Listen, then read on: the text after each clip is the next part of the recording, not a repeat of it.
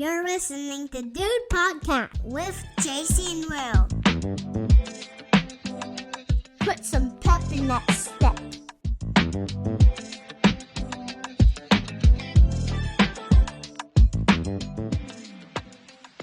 Enjoy the show. Hi, I'm Will. And I'm JC. And you are listening to Dude Podcast. We have so much to share with you, duties, because live from New York.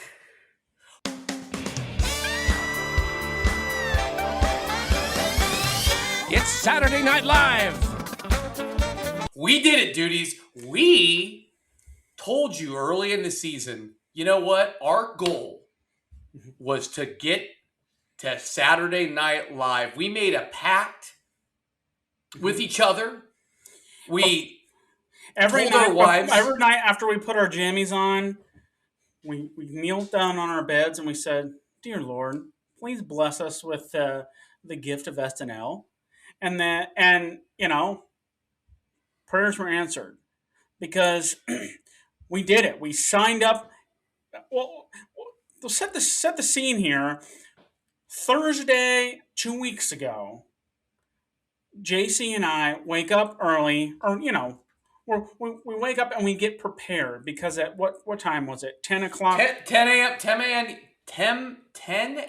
Eastern, 9 a.m. Central. Yeah. On the NBC website, there is an opening for the standby line for Saturday Night Live. And I want to take a minute to take even a step back. So this is something that, again, me and Will had prepared for. We had kind of coached each other on. We had a couple missteps along the way because it's very difficult. You literally have to get onto the NBC website, a specific website, for standby at 10 a.m. or 9 a.m. Central Standard Time. And if you get on there and get through, hopefully you make it onto a website. Like, hopefully you get through and get to a website where you can then pick rehearsal or live show.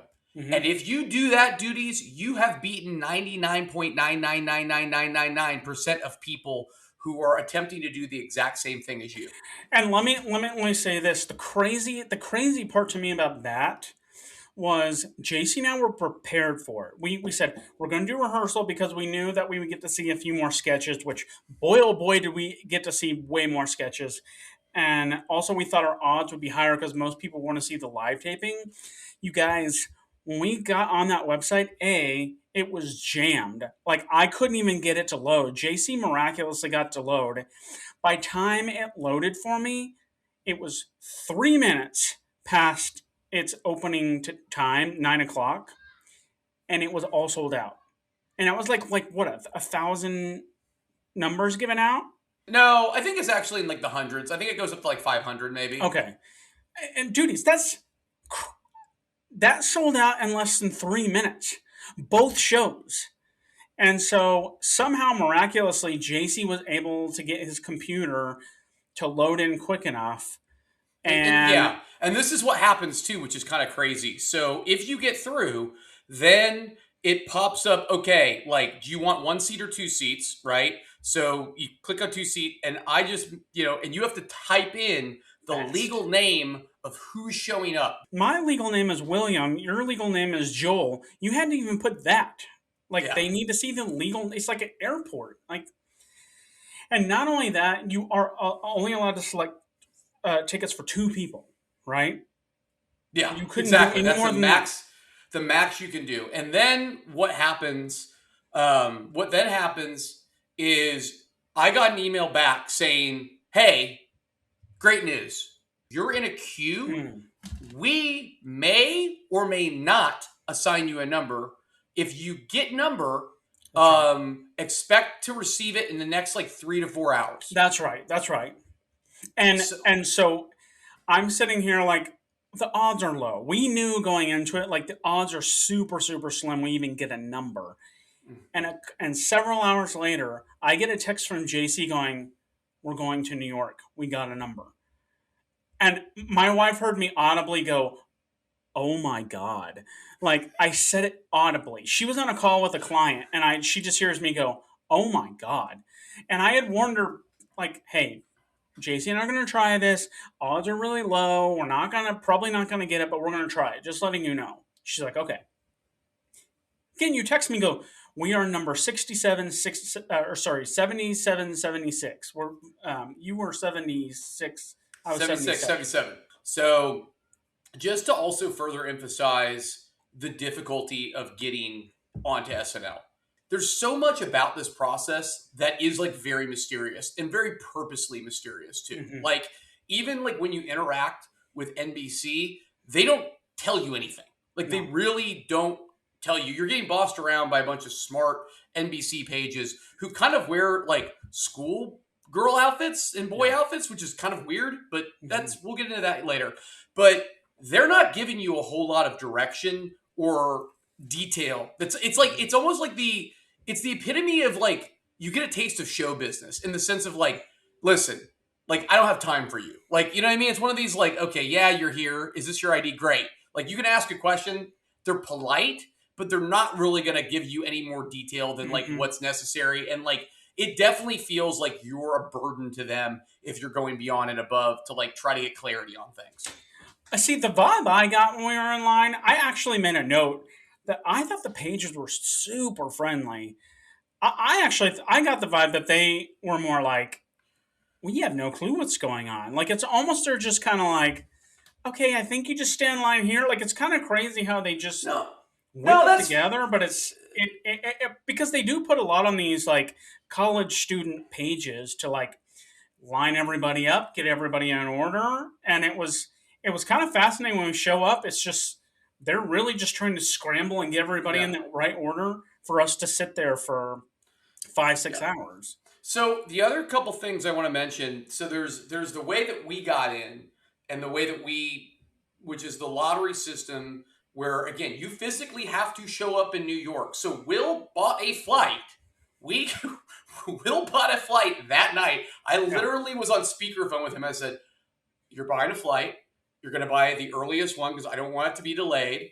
And I'm going to get us Airbnb, and we are going to New York, and we're going to do this thing." We did it fast. And again, this was a day decision to do this. It's the only way most likely you can get in to go. The other way you can get in is through a traditional lottery that happens at the beginning of the year that, from what I understand, is 10 times harder to even get than what we got. Right. And then the third way is that you're super rich and well-connected. There is no secondary market for this. That's the other crazy thing. Someone in the cast or something like that. You know somebody in the cast. You know the host. Like, it is next to impossible to get these tickets. And you start realizing that. And let me tell you, NBC like makes you feel that way as you're going through the process. And JC and I, during this whole thing, even though we felt pretty good about our number, like, I think at a certain number we would have been like, it might not be worth it. But we felt good enough about our number that we were like, it's worth it just to experience what it's like to be in the line for SNL. Yeah. Like, we kind of had this vibe of like, even if we don't get in, it'll be cool saying we did the line. For SNL. Yeah. So the prep for this was pretty funny. So I ended up going to Target that night, getting a bunch of snacks. We did a pretty good job being prepared. I would say of all the people in line, we actually were probably some of the most prepared. Mm-hmm. We had I got like cheap like fold out chairs, like camping style chairs. And there are also, by the way, there are rules to like what you can and cannot bring within. They're very specific about the chairs, like what you can bring, some of those things. And of course, listen, if we're going to be outside and it's going to be like 30 degrees in New York in February, right? You got to dress the part. So of course, I wore my mother-in-law's ski suit from 1970 or 1980, which is, let me tell you, it's a sight to behold. He looked ridiculous. We'll share this. If you're listening to this, go to YouTube and watch it because we'll share pictures of it. I said JC kind of looked like a Teletubby of sorts. Like, it was kind of insane. Yeah. I had that, and I had the Macho Man Randy Savage, like orange orange glasses that take up your whole, that visor style, like Patrick Mahomes kind of tried to bring them back style glasses. And I was wearing the headband from last week. Yes, the headband we talked about last week. And here's the funny thing about your outfit is there's like a 30 minute to like 45-minute window where you stand in line, and they just need to they need you to stand there, and they just make sure everyone's in the right order, and you show your ID, and once they kind of get you all settled, then you can sit down, and then you're allowed to leave and get food, or you're allowed to go inside the building's wide open. You can go in the building, and there's a bunch of shops down there. It's almost like a little mall on the bottom floor. So I was like, I gotta go pee, so I leave.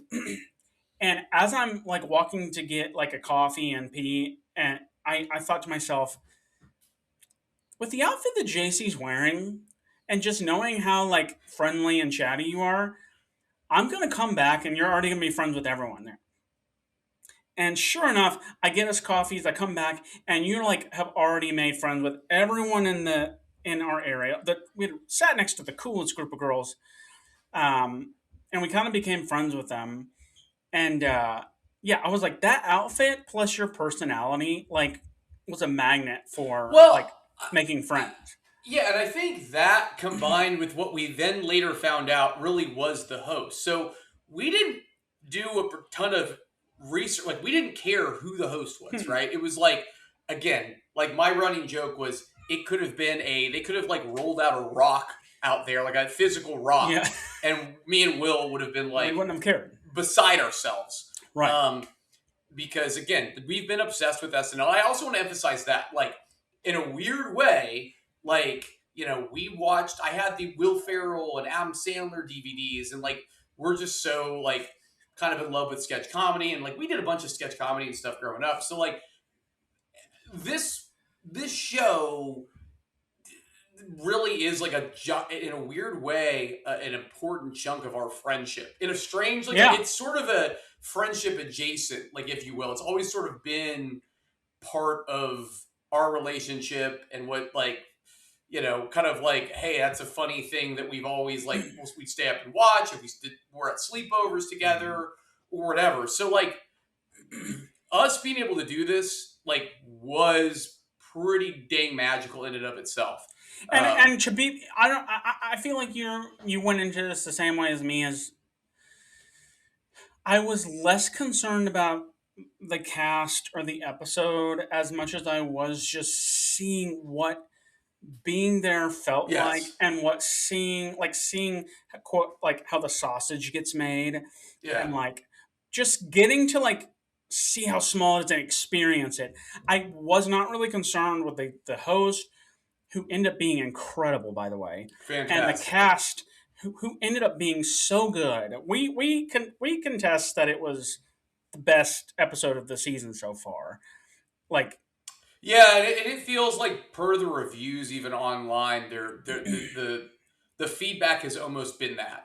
And that we weren't going in there, so it was a delightful surprise on how good the episode was. But I mean, you can speak to this, but my mentality was just, I want to see what it's like.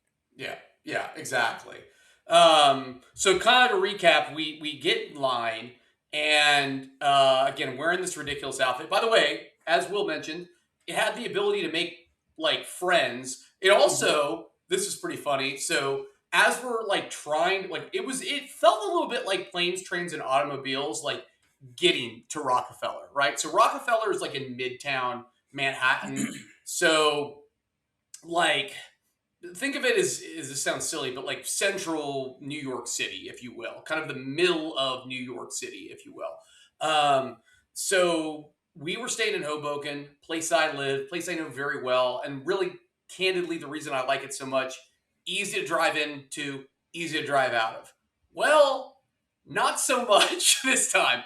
I lived there for over a year and still commute there all the time. Worst traffic. It took me the last 45 minutes of the trip. It was me just trying to move all of 2 miles into Hoboken. Yeah. Which was insane. Yeah. So already running a little bit late, getting some heart palpitations. Will's having problems getting to the Airbnb. All right, fine. We got our snacks. We got our stuff. I put on my snow outfit. I put on my Macho Man suit. Fantastic. Boom. You know what we're going to do? We're going to go right to the path. The path is the subway for dummies. For all of you who don't know what the path is, it's basically a stop that goes from Hoboken into New York City. It's about 5 stops. So it's fantastic for people like me who have real issues navigating certain things. It's easy. We were going to get off on, I think, the 34th Street stop, and it was going to be like a 10-minute walk to Rockefeller. Piece of cake. We would have had an hour of extra time. Could have grabbed dinner, all this great stuff. Well, for the only time in my life that I've seen this, we're running to the path. The path is down. And I'm like, I even was perplexed when I talked to, you remember that, Will, when I was talking to the guy, I was like, what's going on here? He's like, hey, the path is down. It was shut it. Yeah, it was completely closed off with cones and everything. And he literally was like, you can either walk a mile this way and get on to another entrance to the path, or you can take the ferry. Well, so he was trying to get us to take the bus, and I'm like, bro, it's listen, there are layers of Dante's Inferno. There's all the layers of hell. Yeah. One of them is 5 o'clock on a Friday to get into New York City via the tunnel. That's one of the layers of hell. No, we're not going to take the bus in to freaking New York City at this point, at this hour. We got it. The subway's one thing. It's easy peasy. You don't have traffic. So we're sprinting to the ferry. And my gosh, man, I'm wearing my ridiculous outfit. People are high-fiving me on the way just because I look so ridiculous. And no joke, the ferry, the little arm that lets you on the ferry is coming down at this point. And the man who normally would be he looks at me and sees how ridiculous my outfit is. And I swear to God, that was the reason. He just exhaled and he was like, all right, come on. And because we were we had to we almost got cut off from, that's right. Yeah, to get on the ferry, which was absolutely hilarious. So anyway, we show up at it's Rockefeller Center. We're in line. We make friends with the girls. We hang out with these girls for the majority of the night. And by the way, we start figuring out at some point, I don't think all these people are huge SNL fans. There was a familiar demographic, or a demographic that felt like maybe we might not have been in. Yeah, it was all women and men that, definitely, were more feminine than we are, for sure. Yes, of course, yes. It was women and gay men. Let's just say what most of the crowd. Also, crazy thing too, you turn around and we recognized, oh my God, we are really far up, because it was just a line. We couldn't even see the end of the line. Yeah, I mean, there was a lot of people in front of us, but there was a ton of people behind us. Yeah. And I mean, but what was so fun about it is how nice and excited everyone there was. Everyone was just so happy for the other person in line. We did it, that was that kind of vibe. You know what I mean? Everyone was just so friendly, and it was like a fraternity, sorority, and they brought soup out. They brought, They brought SNL. The pages brought us soup and. Yeah, hot chocolate. And I mean, it was you did need to prepare for the elements. I did see a lot of people that I'm you do know you have to be outside. There were people that were dressed they had no idea that this was outside. And I was you do know, it's February in New York. It's going to be miserable. I mean, toward the last hour, it was in the 20s for sure. And it was very cold. At the beginning, it was it's chilly. At the end, it was super, super cold. Yeah. So you sit in line with your line mates, and you make it through basically till you start. It's basically from 7 to midnight, and then they're occasionally checking IDs and stuff. They probably check it 3 or 4 times to make sure no funny business is happening. They did check it a lot. Yeah. the line polices itself, right? Like everybody knows kind of what's going on. But the other thing you're not mentioning is when you get there between 6 and 7. At 7, they give you a blue card that gives you your number on it in line, your place in line, and so exactly.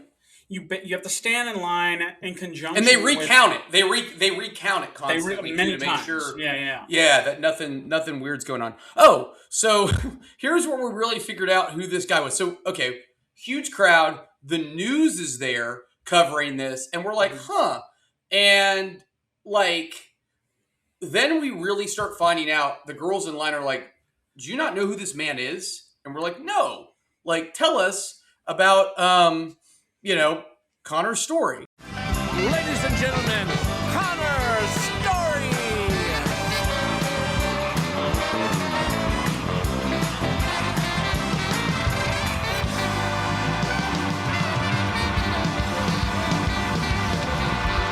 Connor Storrie is the star of a show called Heated Rivalry. And Heated Rivalry is a show about two hockey players who came into the league at the same time. And it turns out these two boys have a secret. And their secret is they like each other a lot. That's an understatement. They want to rub hot honey all over each other's bodies and lick it off. That's and you know how we know that is because the girls in line were like, "You gotta watch it. You gotta watch it." And so we're like, "All right." We're like, and "Yeah, like we should watch. This is our guy. Like we're in line to watch our boy, host. Like, and that's our guy. Like we became instant. We're like, of course we should watch the show. Yeah. And let me tell you, you see a lot of that man. It's a lot of butts, and it's just a lot of steaming pieces of cheeks everywhere. Oh, men on men, steamy action, man. Men on men. And I'll tell you what, they're a couple of hunks. They are a couple of hockey hunks. No. I mean, listen. I see what, and I had heard of the show before, but I just didn't, I was like, well, it didn't pique my interest. I was like, gay hockey players, great, all for it, but like, it's not, that's not my show. That's not, not gonna watch that. You and I watched it, and I was like, I see why people are, this is a steamy show. You know what I say? It's kind of like, listen, I've never been a martini guy, right? I've never been a martini guy. I appreciate the martini. I think it looks really good. Mm-hmm. Sometimes I almost wish I liked a martini. You know what I mean? Yeah, like I'm like, that looks really good. I'd love that martini. That kind of was the show. Like I appreciated it. I kind of I get it. I get why people like it. Not necessarily my favorite thing, but also it made me understand, I get why the fanfare is happening. So anyway. That's a great analogy, yes. So other interesting factoid before we kind of move on.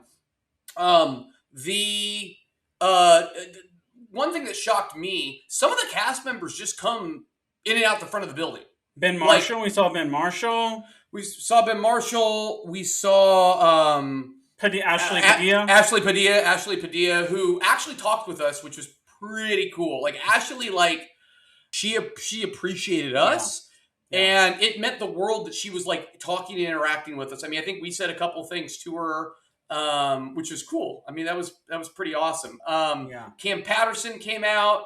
I yelled at him a joke that I knew that he would do on Kill Tony. He talked back at me.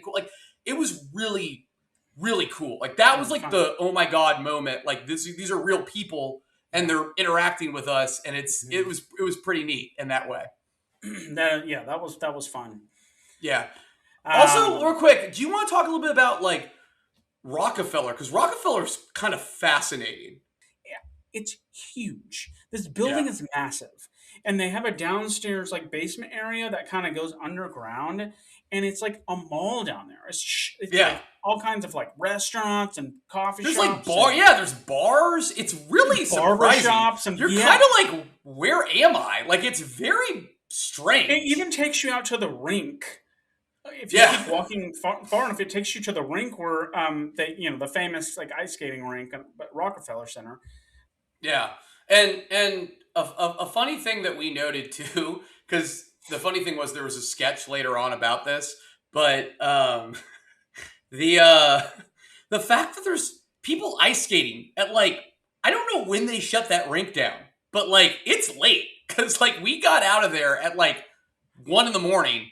and like people were still skating. And I also said out it's like, loud. I literally said out loud, and this. There's a reason why we're mentioning this.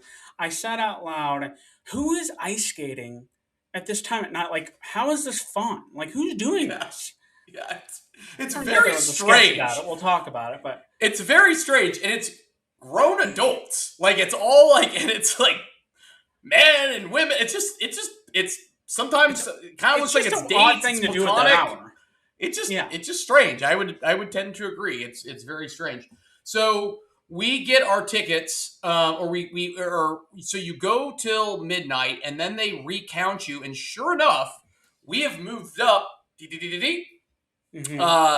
30 spots, and now we are in the 40s, baby. And We feel good about that. we feel really good about that.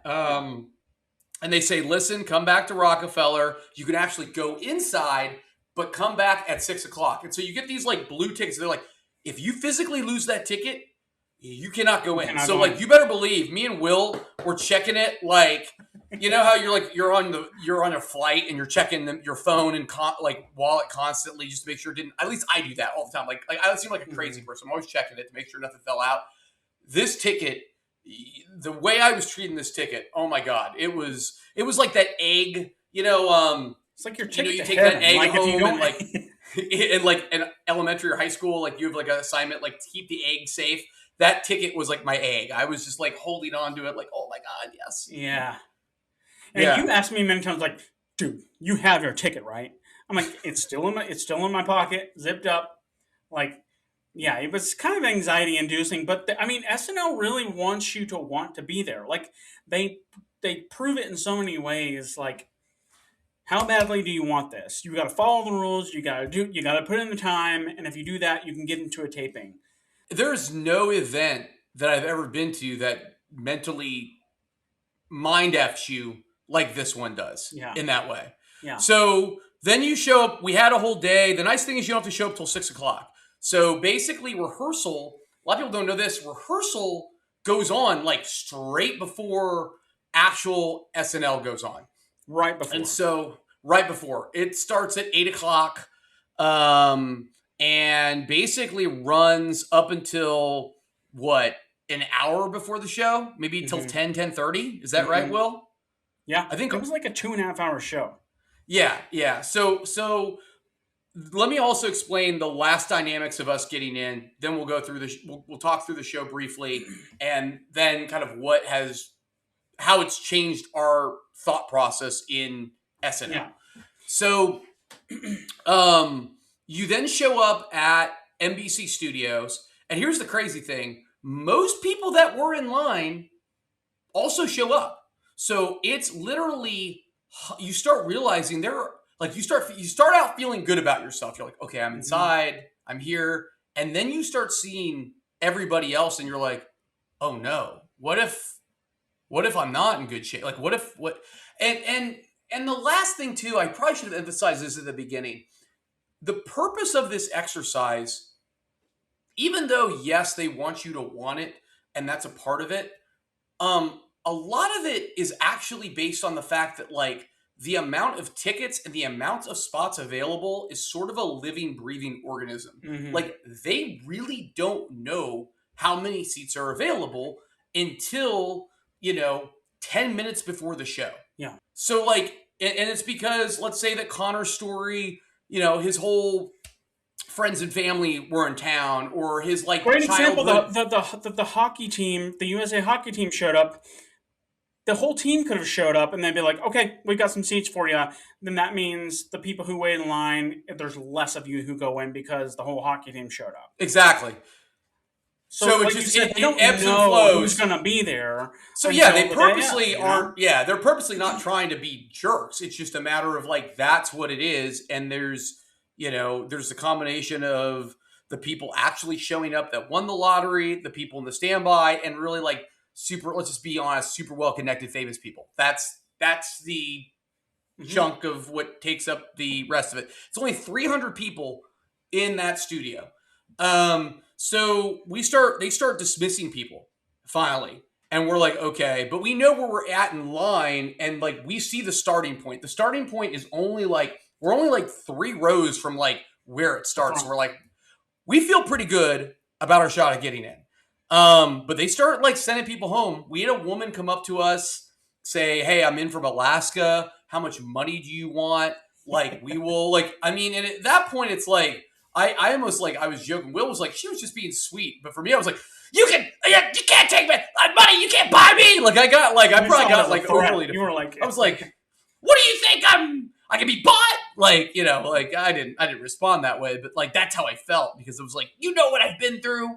Well, to be clear, can I speak on the journey that we took? Because yeah.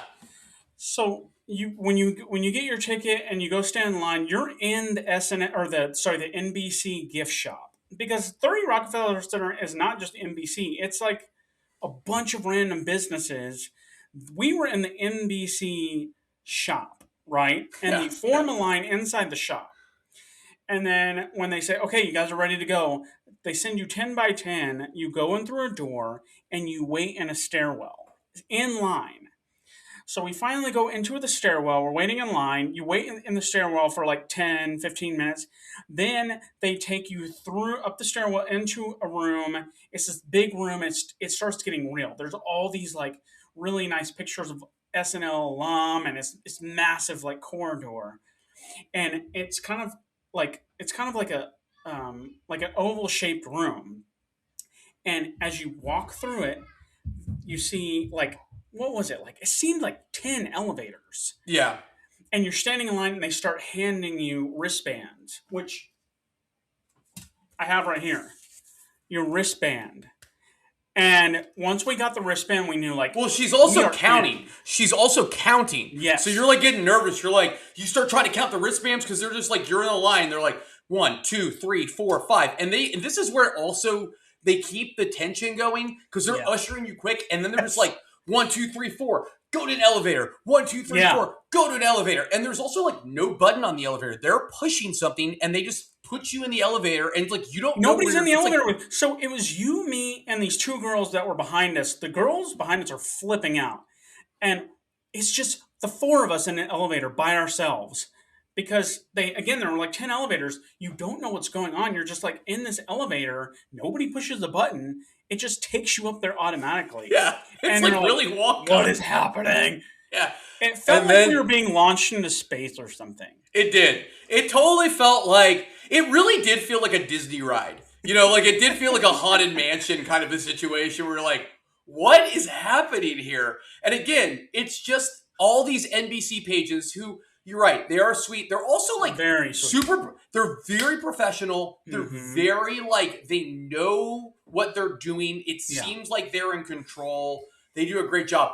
The coolest moment as far as like we got there, dude, you're the last to sit down. So you're starting to walk and you start to see the outlines of the studio and you can hear the music. The band is literally playing and it's almost like you're the last people to come in.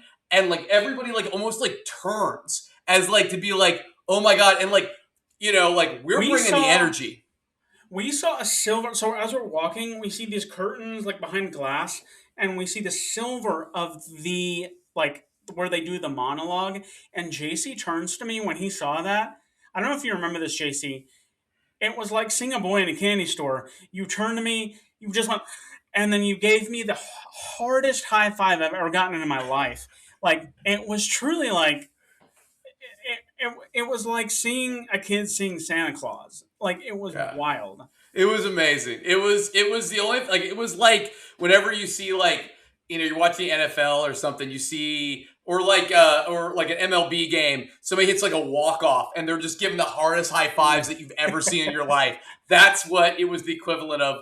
And so, so then we sit down, the music's going, all of a sudden Marcelo jumps up and he's like kind of giving you this feel like, hey, no cell phones, no this, kind of like what anybody would do at a normal show, kind of giving you the drill. And Well, yeah, he came out with a microphone. Everyone's freaking out. Like Marcelo shows up just as himself. This is before anything's really rolling, anything's starting. And yeah, you're right. He's like kind of going through everything with you, but also he like gave a shout out to the people who stand in line. He told us it was his thousandth episode. It was the thousandth epised, but then he said, "That's not true. I just made that up." Oh, really? I didn't hear that. I was like, "Wow, yeah. he's been on that long?" Yeah, no. He said this is the 1000th episode of SNL, and everyone goes, oh! And he goes, "No, I don't really know. I don't really know if it's the 1000th episode. It sounds good. Though. Okay, it sounds I was like, "Wow, that's crazy." He was great, and he has a pretty good stand-up special that's out too. I mean, he has so much aura to it. But I guess, what are your initial thoughts when you get in the studio? What were your takeaways? What did you think of the actual studio, and how would you describe it for people that have only seen it on TV? The first thing here's the thing. You and I, everyone there is so elated to be there. I mean, there are better seats in the house. We were on much better seats than we had. We were in the very back to the side. So like, I wouldn't say we had the best view, but because like the way that studio is set up is, I didn't know this. I thought there were 3 stages and they alternate them. No. They use every bit of that studio. Every stage is just in a random spot in that room that they kind of set up at, right? Which means they have to have lights everywhere to set up for these certain stages. So I'll share a picture. If you watch on YouTube, you weren't supposed to take pictures, but your boy is naughty, and so I took a picture. Lights everywhere on the ceiling. Yeah, I mean, and not only that, like there's props everywhere for like setting the stages. It's kind of a mess, really, but it's wild to see. It's chaos to see it, and also the cool thing is like to see all the things that are, because it's almost like the sketches happen in such a way where it's almost like little like corners of the pockets of the theater that you're in, more or less, and it makes it look so much bigger. But in the meantime, like we saw Lorne Michaels. Lorne Michaels was just out. Yeah. He was watching. He was looking at his watch. He's a teeny little man. He's a tiny little man. He had a suit on, and he was just applying chapstick. He was looking at his watch, and he was just, kind of like taking in. This is his thing. This is like this is what he does. This is every Saturday night. This is what's going on. There's so much chaos going on as far as like people setting things up. There's people doing the final writing out the words that go on the cue cards, because the cue cards are actual physical cue cards. They are not. It is not a like you would get on the Anchor. The what is that? The machine that has all the words on it. I'm blanking on the name of what that is, but so because, and part of it is because everything, even at that, because so you're at a dress rehearsal, so it is actual dress, and in theory, it's most of what they're going to show on the live show, but they have an additional hour of latitude to, put some additional sketches in to figure out what's actually going to stay. They're going to base it upon, I think it's really based upon response to the crowd, like what hits, because it's the first time they do it in front of a live audience. Secondly, I really think a big part of it is just flow. And I think we were talking about this. I think that's kind of where that's where Lorne's job is probably the most difficult, because I think it's a matter of going, okay, like, there were things that we saw that got cut that I actually felt like, why did that get cut? And my guess is it had to do with time and like overall flow more so than like, comedic response. He's playing chess with it. Because, he's looking at how long it was, what was funny, what's going to flow. Yeah, like you said, like, this one hit really hard, this one was okay, this one hit hard. Like, it's crazy because from what we saw versus what was live was totally different, just in chronological order. And also what I'd say, too, is the pacing of the sketches are different. Like, they definitely... The versions we saw were a little slower. They were a little bit... To be honest with you, when you watch... Like, in a weird way, and this is another reason I'm so grateful we saw the rehearsal, like, the show itself kind of plays better to a live audience because like they can, at least in a rehearsal form, because you can like, you're not as worried. Like if you're on TV and live TV, every second counts. When it's rehearsal and you don't necessarily have that pressure, you can let some jokes air out a little bit. You can kind of like, you can insert some new things. They could try, like what you see, then the final version of that sketch, let's say the sketch in rehearsal would run 5 minutes and 30 seconds.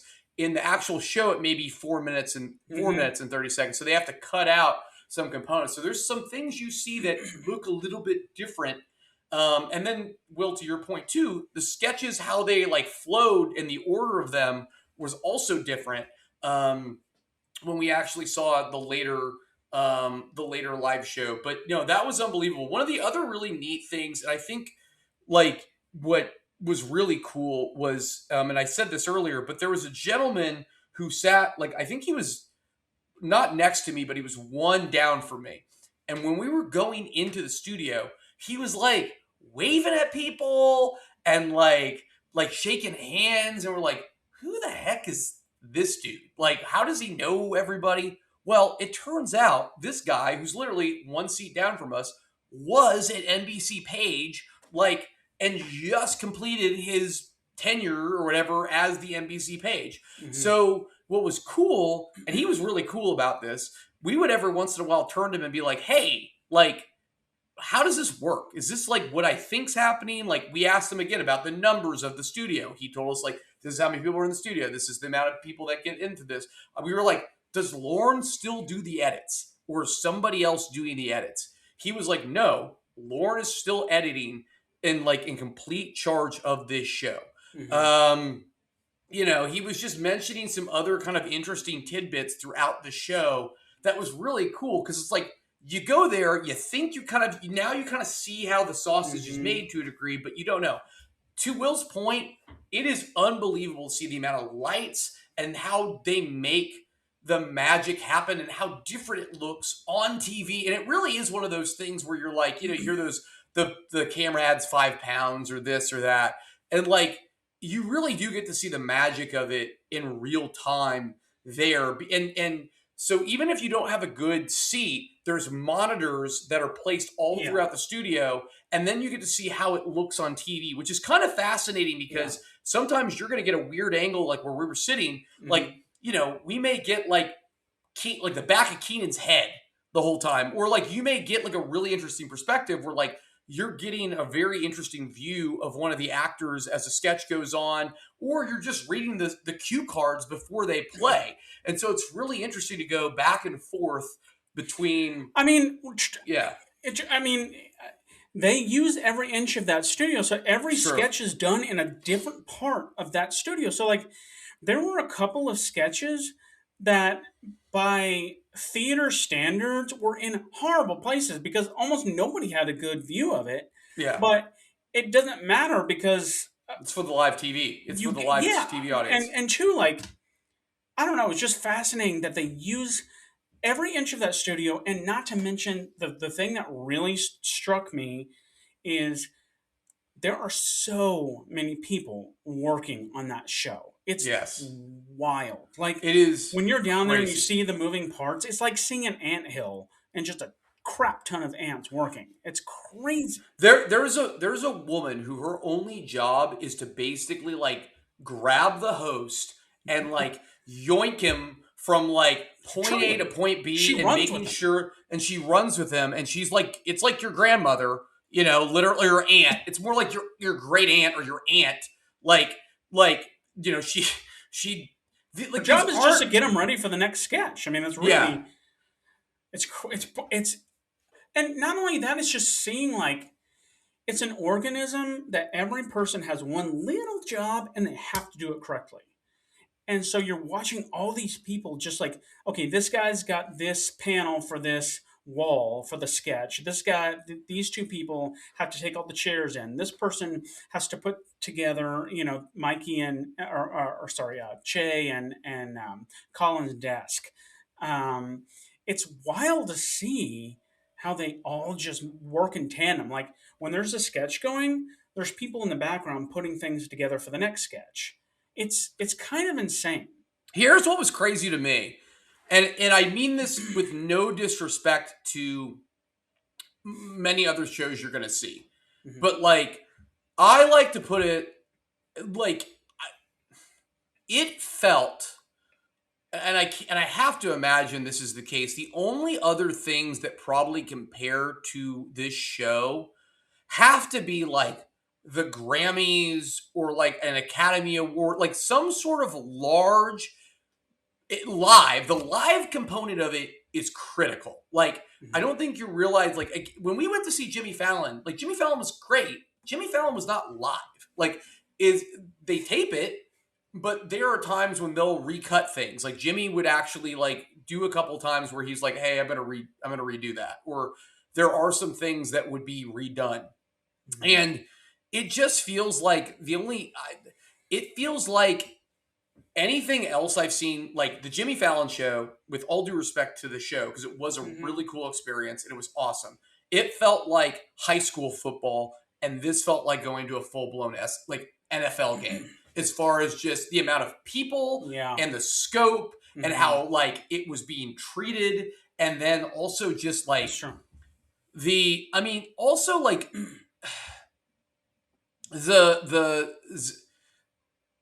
the fact that when that show happens, like you're kind of, it's the zeitgeist of like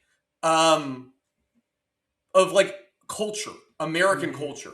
Like everybody is going to, even if like you didn't watch the show, and most people don't watch the show, something will probably come out of that show that's going to be in the news tomorrow or going to be talked about tomorrow. So there is sort of also a magic, and like anybody can be in the crowd. Like apparently Natalie Portman was in like the live show crowd, and a few other, like the American hockey team, like the Hughes brothers showed up for the monologue. And then also the women's team showed up and we had no idea.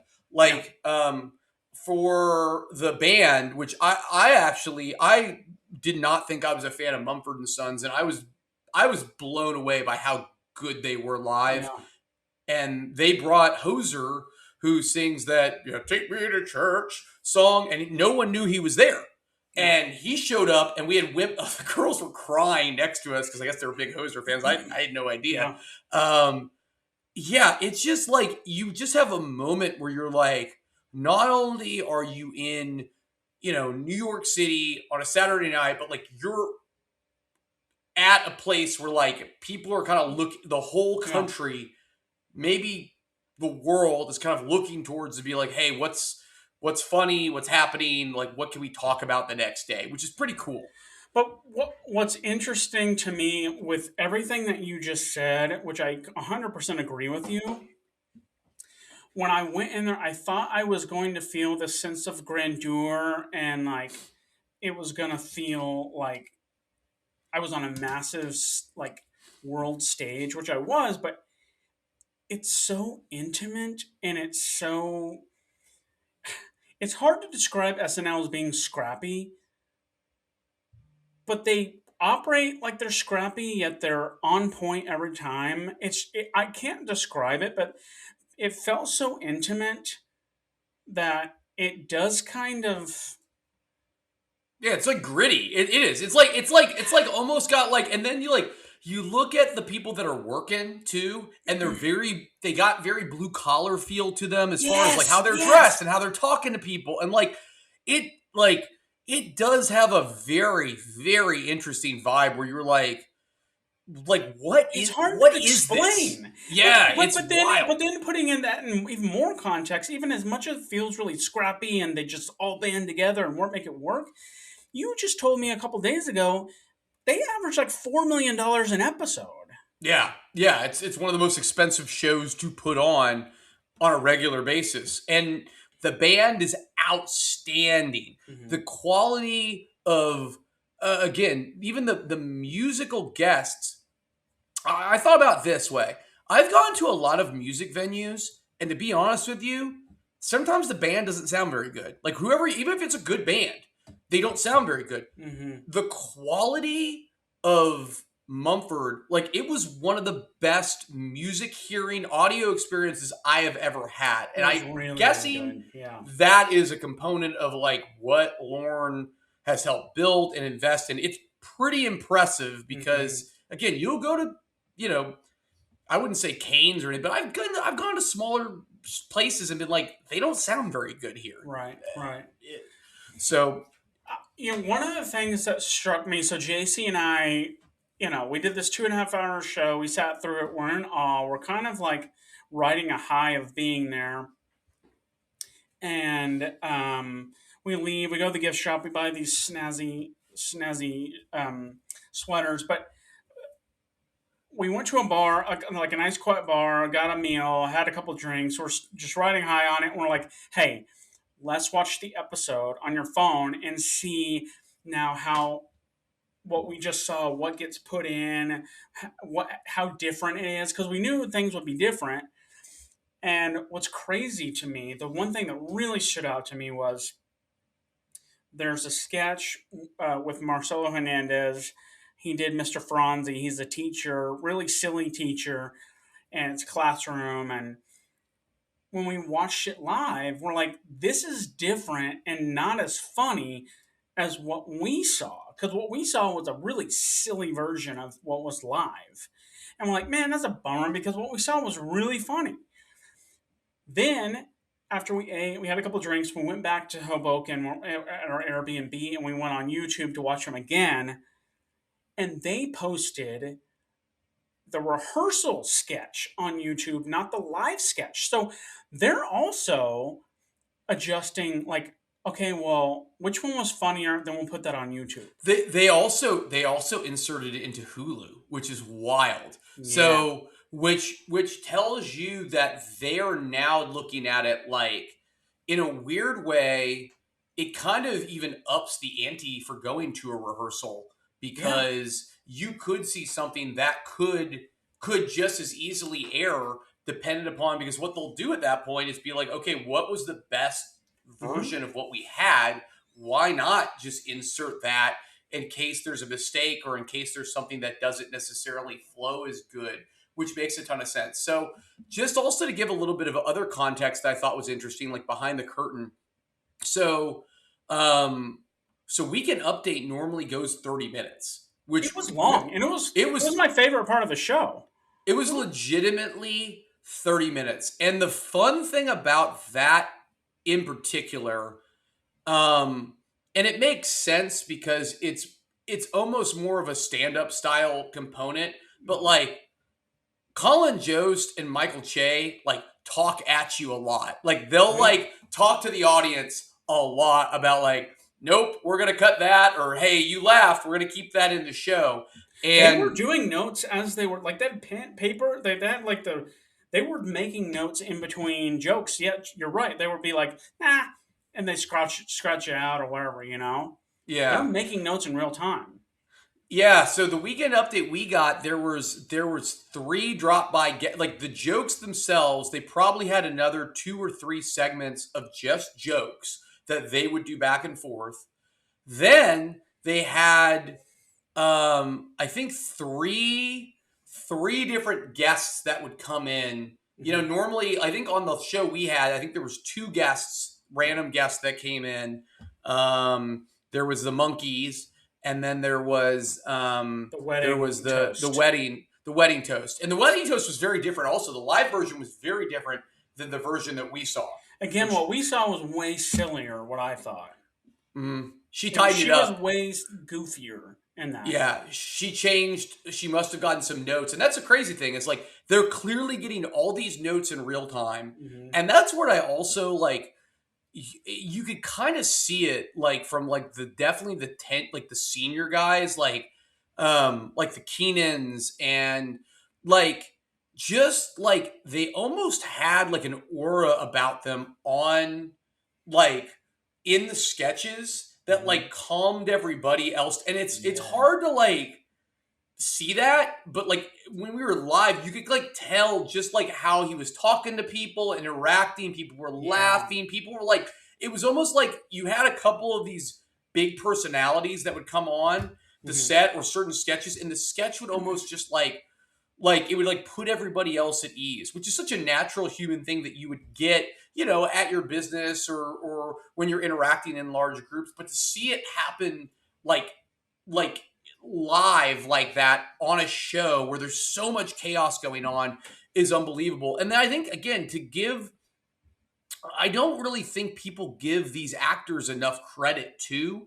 because like to be able to be given notes like an hour before or 30 minutes before going live, and then to put that into the show and to be calm, cool, and collected and to do it. And like, let's be honest, like it's sketch. It's not always going to be funny. It's going to be cringe a lot. It's going to be kind of cheesy. It's going to be like sometimes, but like, man, to like own it and like sell out for it. Yeah.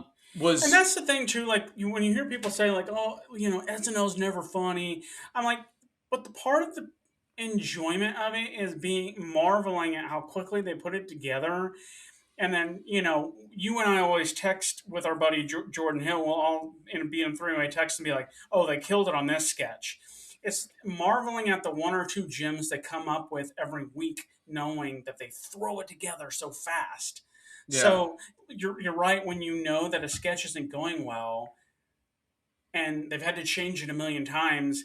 It's crazy to see their commitment to it still. I think what actually impresses me more is the ability of the hosts to come into that environment and be able to, especially Connor Storrie. Like Connor Storrie, I didn't know how he was going to do. Again, we didn't really know his work until we watched the episode live in line. That guy, he crushed it. He crushed it. He was so funny, and he had like great energy, and great timing, and he could do different voices. He didn't seem like he was reading the cue cards. Like he looked like he'd been doing it for years. Props to him for like crushing the sketches, but also just seemingly having a great time. Yeah, and that was another thing I think to give the kudos to the cast for. Like they're very aware of where people are, and we definitely got a lot of love from cast members throughout the course of the show who in between setup would purposely look and like wave and like blow kisses or like they would just point at people. Keenan was unbelievable. Been there for years, and he was acknowledging the fans. It's like this man does it so many times, and it's not lost on him that like these people worked hard to get here. These fans are what makes the show go. Like it was cool to see that he still acknowledges the people that watch this show and come to the tapings. It was really endearing to see. Yeah, it was just so neat to see him, to see Lauren. I guess for you, Will, like what was there like a part of the show, like was there anything else, like I guess first off, what was your favorite part of the show experience itself? And like maybe overall, what was your favorite? So like the show itself, what was your favorite part? And then like overall, the whole weekend, the whole process, what was your favorite like highlight, I guess? Man. Well, my favorite part of the show itself was, Weekend Update was really fun because, like you said, it was like stand-up. Colin and Che have this banter that's really fun to see. And you see it in live, but I do think because we were at rehearsal, it felt more like loose and like fun. And like you said, they interacted with the crowd quite a bit. And you could tell they were having a lot of fun doing it. That was one of my favorite parts, is just seeing how fun they were having. Because obviously we have fun seeing them have fun, Mm-hmm. So that was my favorite. And also, it was kind of crazy to see that their bottom half, because you don't see it, they're not full-on suits. They were like untucked. Like it wasn't. Che's wearing MJs. Che's wearing MJs, and Colin Jost has like Vans on or something like that. Pretty funny. And my second favorite part, going back to talking about the ice skaters, they did this great ice skating sketch about this guy who can't believe how happy these dudes are. Yeah, he's going through. The concept of the sketch is great because he's going through like a failed proposal. It's very emotional, and I also think the sketch is great because any guy can relate to this. Where like you've been having like you're in maybe an argument or dispute or something with your lady, and whatever is going on around you is almost as interesting, if not more interesting, than what's going on in the conversation. But that sketch was absolutely hysterical. And then his teammate from Heated Rivalry unexpectedly shows up. But like, anyway, you finish, Will, and then I'll tell you the other thing that I thought I liked so much about that, and then I'll go through my points.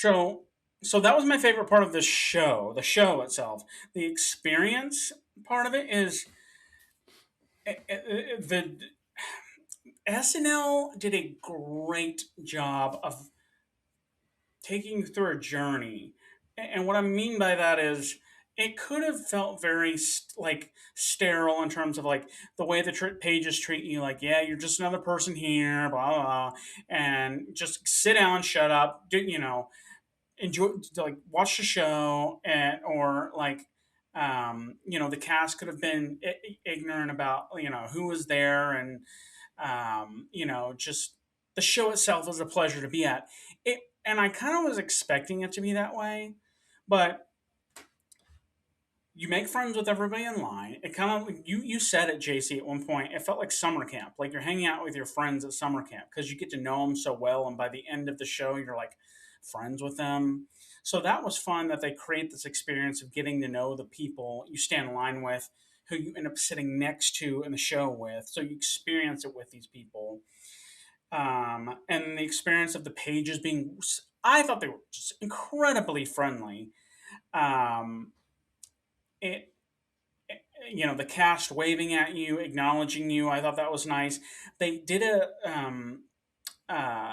even before the show, Tommy Brennan and Veronica Slowakowska, I think it's a tough name. They performed a song beforehand. It's like, yeah, they did Prince "Let's Go Crazy" to get the crowd going, and it's just like it's something where it's like it's unexpected. Yeah, they had like dance moves, and you're like, let's freaking go! Like you're getting jazzed up, your blood's going just because you're watching that. It was awesome. I mean, again, like they're SNL, like you said, they're a cultural phenomenon. They could have just been like, "Be grateful to be here. We're putting on a show for you," and instead, it's like their mentality is like, "No, we're still going to give you production value. We're still going to play for the audience here too." And I thought that's really fun to see that they're performing for the people there as well. So I know I left feeling like I got a show. I didn't feel like I was at a taping. I felt like I got a show. I don't know if you felt that way too, but no, I almost think like I would almost make the argument that like the show is actually much better live. Like it plays 100%. Much better live, and also again we were under such interesting circumstances. Like of course it's going to play that way, but like I mean that's how I would break it down. So my favorite sketch is probably the Mr. Franzi sketch, just because that was the first sketch. So like, and it was really good. Like it's a really funny sketch. Like I think it has like 4 or 5 million views right now on YouTube, and like that's a lot for what SNL normally gets now. Just because there's so much content on YouTube, which I think speaks to how funny that sketch is and how good Marcello is, and so again. Connor Storrie was so good. Night. Oh, yeah. And then, like, every sketch was literally, like, even ones that you were like, okay, I don't know if that's going to make it. Like, it's very funny and very silly. And I think you recognize, like, these people are wildly talented. They're so talented. So, yeah, my favorite sketch was the Mr. Franzi sketch. And then I'll tell you about the experience overall, my big takeaway. But the ice skating sketch, it felt like they read me and Will's minds because, again, we go out of standing in line for 7 hours. We're waiting on a taxi. We're leaning up against, it was sort of magical. Like we're leaning up against like Rockefeller Center. We see all the people ice skating, and me and Will look at each other and we're like, what the hell are these grown adults doing at like 12:30, like on a Friday night ice skating. Like, what's wrong with these people? Now, granted, we waited in line for 5 hours, and people did say the same thing about us. But we were just like, who are these people? What are like? Who's enjoying a good ice skate at 1 in the morning? I don't know if I would. If you're my friend, and I'd be like, Will, what did you do? You're like, I just was ice skating at 12:30. You'd be like, where was your wife and child? I don't know. You know, that's what I do. I go and ice skate by myself in the middle of New York City at 1 in the morning. Like, to see the sketch kind of making fun of what that was, like the literal conversation that we had felt like a giant inside joke, and it was just a really, really well done, really funny sketch.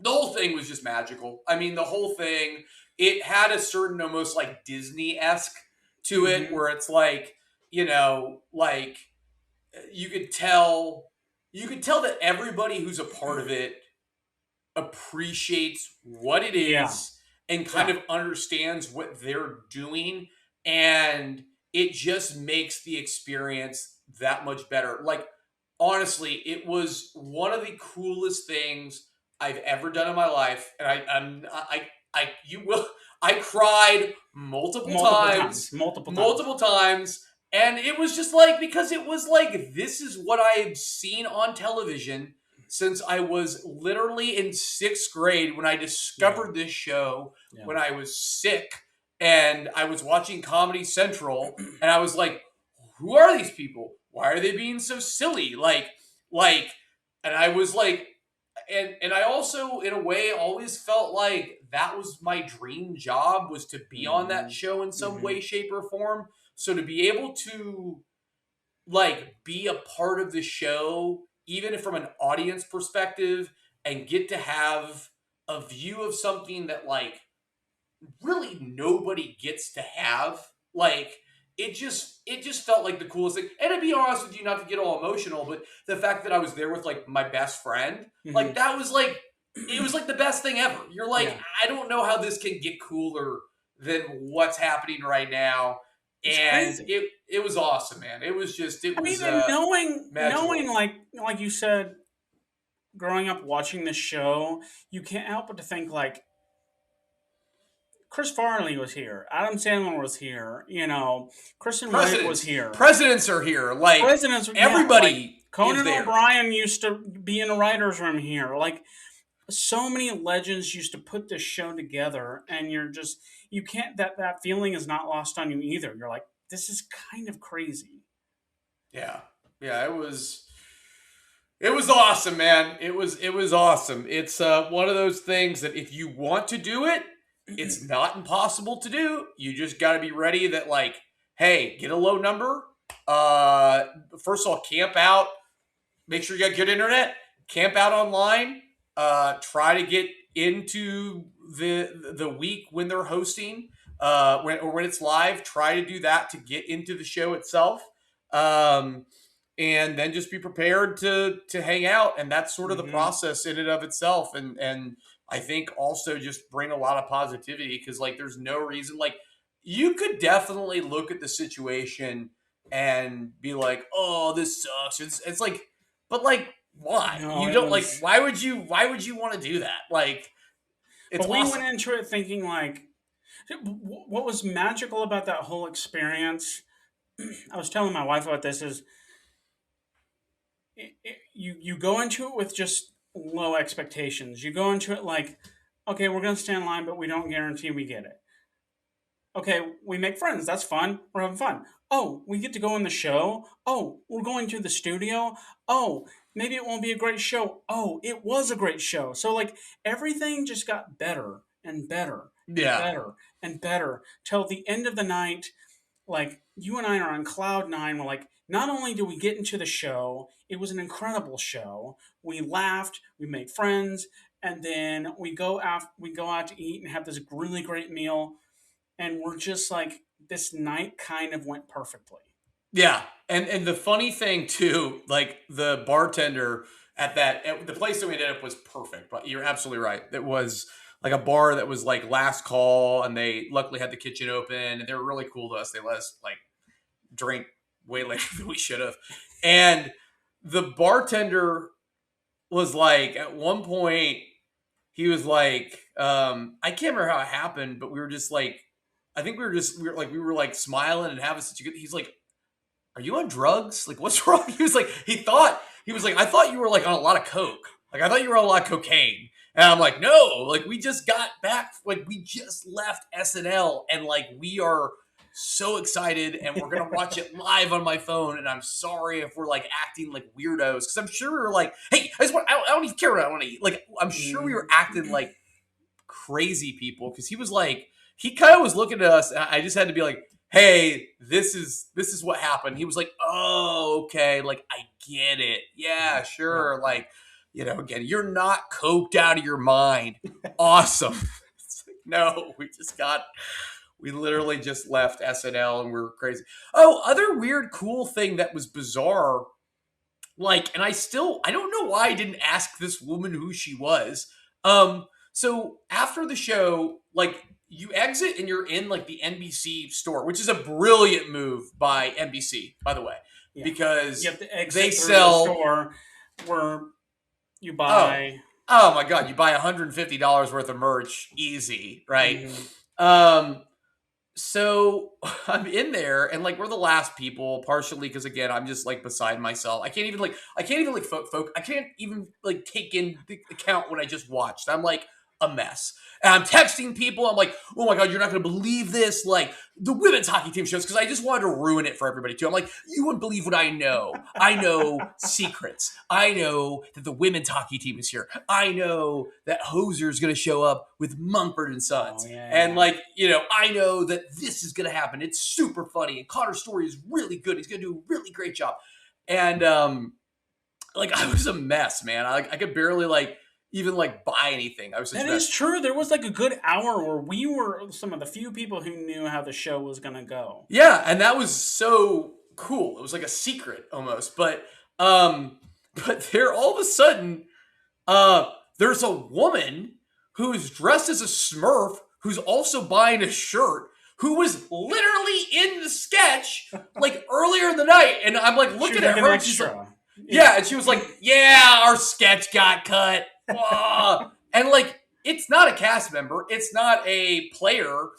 I don't know who she stood there for a while, and in my head I probably should have been like, hey, who are you and why are you in this? Like, that would have been the logical question to ask, but I think I was just trying to be so cool. Like, we should have been like, come to dinner with us and tell us everything. Yeah, we literally should have done that. We should be like, we will buy you dinner. Like, what do you want to eat? That would have been incredible, dude. Yeah, we blew. I think afterwards though, you are so like, there is that sense of like, you do like, there was that like cool factor where you're like, I'm not even gonna act like I know that she was in the sketch. Yeah. It was like, I mean, like I talked to her. We were like, oh, you got your sketch got cut. But like the natural thing would have been like, who are you and why were you in this sketch? Like that was like clearly like, we would have learned something. It's somebody's aunt. She's a writer. She is Lauren's like nephew. Yeah. I don't know. We don't know. And it was also like a woman in her 50s. Like, who is this woman? Yeah. Like, I don't know. It was wild. The whole thing was just it was awesome, man. Again, everything about it was awesome. We got it kind of from like A to Z, experienced all the things we wanted to experience with it. And it was you know what else, though, is my takeaway from that show? Like, you understand why so many people, like, overdosed. Like, once you're, you just the stress. Like, I have to imagine, like, the anxiety, like, and you didn't see it at all. It didn't feel like it in front of us. You didn't feel it. But the anxiety that must be going on. I've read enough about the show. I've read some of the Live from New York, like the large book that came out a few years ago, and I kind of highlighted, I think it came out like actually about 10 years ago with the 40th anniversary. And like, there's a lot of people who are like, I I want nothing to do with that show. Like the show broke them. There's a lot of stories about how toxic of a work culture it is, how stressful it is, how much manipulation goes on, how many fights are there, how like it's very, very political, and like, yeah, like it's a pressure cooker unlike anything else probably on earth. And like, like I think it's almost even more so because like now, like if you just make it on the show, you can probably have a career from social media just from making it on the show. So like there's additional like money to be made by you being adjacent to the show. So it's like the livelihood aspect of it is almost like more important now than maybe it's ever been in that regard. Yeah. I don't know. It's just, it's crazy. It's crazy. It's like a locomotive that doesn't really ever stop. So like the people there just like hold on and just play your part. And I don't know. It was fascinating to watch it. I mean, it's magical. It's an American icon. It's a gem. Hopefully, Lauren finds a predecessor at some point. Hopefully, it's someone like a Tina Fey, who I think would do an excellent job, kind of ushering in that next show or that next generation of or version of the show. Although the show has. I think it's the other thing is the show has adapted pretty damn well to everything else. I mean, it's my hope is it's one of those things that sort of kind of holds out because I think it's so important. I think it's so important to have something like that allows you to take sort of stock of what's culturally happening, be it politically or like funny trend or inside. I mean.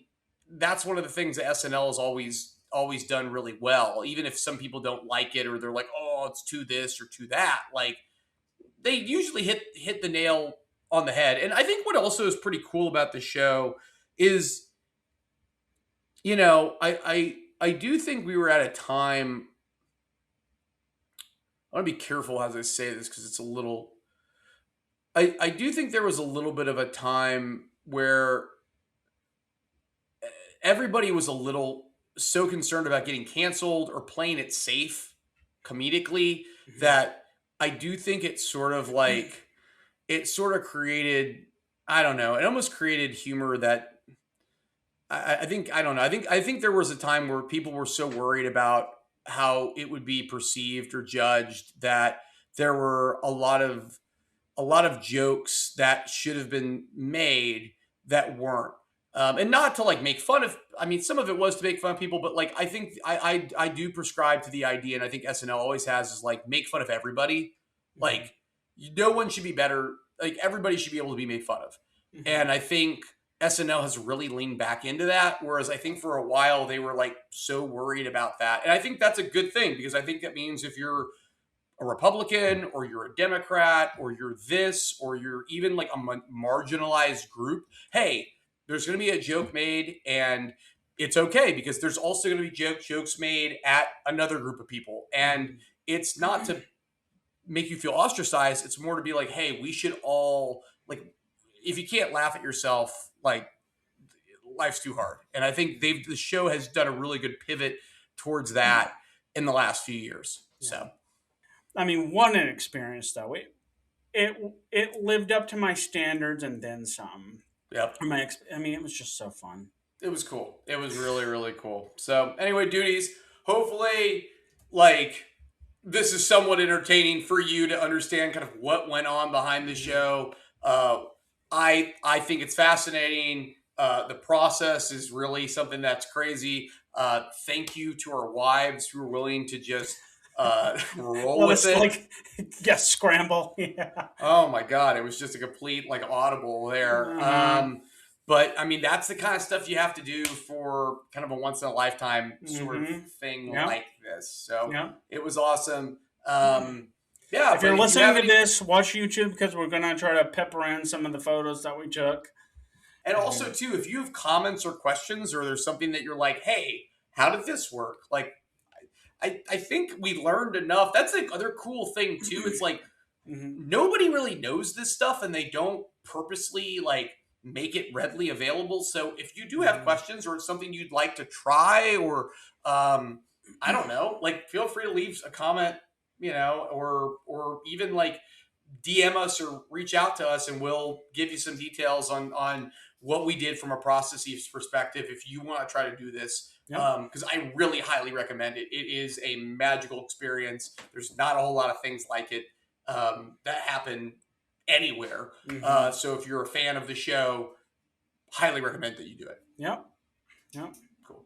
Well, duties, thank you for listening to us on this journey. We'll come back with, you know, maybe a guest. We haven't had a guest in a little bit, so we may have a guest in the next couple weeks. But yeah, thank you for listening to our New York adventures, because it truly was an awesome experience. William, thank you for making the trek back and forth to LaGuardia, because God knows that you deserve a medal in and of itself just for that. Maybe Lauren would have given you a spot just if he knew that you had to get on a 4 a.m. flight to go to LaGuardia Airport from Tulsa to LaGuardia. It was worth it. In and of itself, that deserves a spot in line right there. But all right, duties, have a great week, and you know, have a great week, duties. Kiss your dad. Bye. Kiss your mom. High five your brother. Dad. Or your brother. I don't know. See ya. Bye.